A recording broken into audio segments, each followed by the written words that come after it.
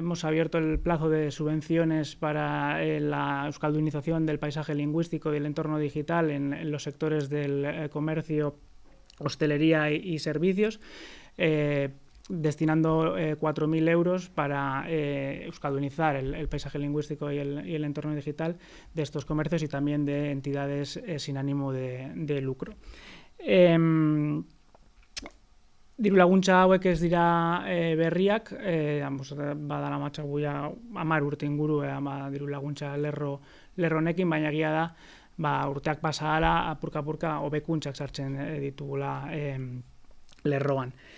Kasu honetan, aurtengo nobedadeak daude erlazionatuta kontzeptu ezberdinetako zenbatekoekin. Las novedades en este caso son que se ajustan algunas cantidades en cada concepto.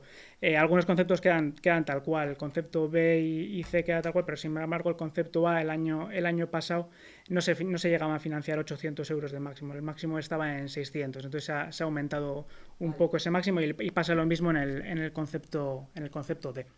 Kontzeptuan diru laguntzen dira errotuluak euskaraz jartzea eta errotulak eta kartelak euskaraz jartzea, eta euskara hutsean idatzitako errotuluak edo kartel bakoitzaren gastuaren 100% lagunduko da diruz, 800 euro gainditu gabe. Bi hizkuntza ofizialak erabiliz gero, orduan gastuaren 160 lagunduko da, 500 euroko kopurua gainditu gabe.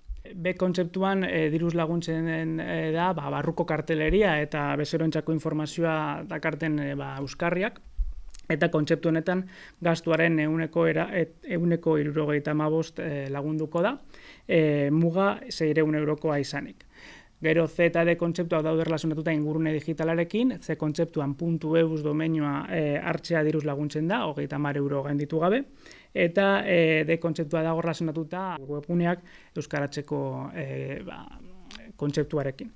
Kasu honetan, berriro 175 lagunduko da, 800 euro gainditu gabe. Bai euskara hutsean idatzitako webgunean, bai eta gaztelaniazko horri nagusia duten webguneetan euskarara aldatzeko aukera eskainiz.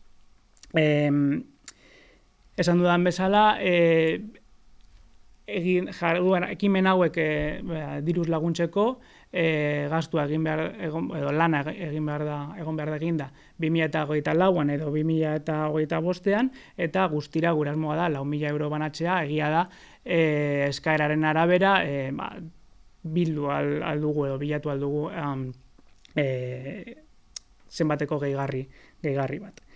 Eskabideak aurkezteko epea, esan dudan bezala, urriaren 5.